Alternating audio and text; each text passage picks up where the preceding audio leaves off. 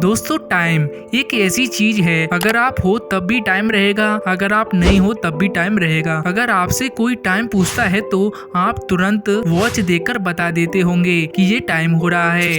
लेकिन पहले तो वॉच ही नहीं हुआ करती थी, लेकिन टाइम तब भी था और आज भी है और हमेशा रहेगा। तो क्या है इस टाइम का रहस्य और साइंस के नजरिए से जानेंगे कि ये क्या है। तो चलिए शुरू करते हैं। हम समय का पता वस्तु के मूवमेंट से लगाते हैं। कोई वस्तु कितनी मूव हुई है उस आधार पर समय का पता चलता है। जब कोई वस्तु एक जगह से दूसरी जगह मूव करती है तब पता चलता है कि कितना समय हुआ है। वो वस्तु घड़ी की सुई हो सकती है या सूरज हो सकता है। तो इस तरह मूवमेंट के आधार पर समय का अनुमान किया जाता है। घड़ी की सुई जब यहाँ से वहाँ जाएगी तब 1 मिनट और जब सूरज निकलेगा तो 1 दिन। इसी प्रकार पृथ्वी को सूरज का एक चक्कर पूरा करने में 1 साल लगता है। इस प्रकार वस्तुओं के मूवमेंट को समय का नाम दिया गया है। मनुष्यों ने समय की समकालीन अवधारणा का आविष्कार किया है। ब्रह्मांड में हर चीजें मूव करती हैं और हर वस्तु के लिए समय की परिभाषा दुनिया के भिन्न भिन्न जीवों के अलग अलग हो सकती है। एक मक्खी का समय हमारी गति की तुलना में अधिक होता है, इसलिए हमारे द्वारा व्यतीत किया गया 1 घंटा मक्खी को 1 साल जितना लग सकता है। हमारे 1 घंटे में वो जीवन के एक बड़े हिस्से को जी सकता है और फास्ट मूवमेंट के कारण एक मक्खी का जीवन कुछ ही दिनों का होता है। इसलिए मक्खियों को ऐसा प्रतीत होगा कि समय बहुत ही धीमी रफ्तार से चल रहा है। वहीं एक कछुओं की मूवमेंट इंसान की तुलना बहुत धीमी होती है, इसलिए वो 200 से 300 साल जीवित रहता है। इस तरह सभी जीवों की अंदरूनी फिजिकल और न्यूरोलॉजिकल मूवमेंट के आधार पर उनका जीवन काल होता है। समय हर ऑब्जेक्ट की उसकी खुद की मूवमेंट पर आधारित है। एल्बर्ट आइंस्टीन की थ्योरी कहती है कि समय सापेक्ष है, वो स्लो या फास्ट हो सकता है। हम स्पेस में जितनी ही स्पीड से यात्रा करेंगे हमारे लिए समय उतनी ही धीमी गति से चलेगा। प्रकाश की गति 99.9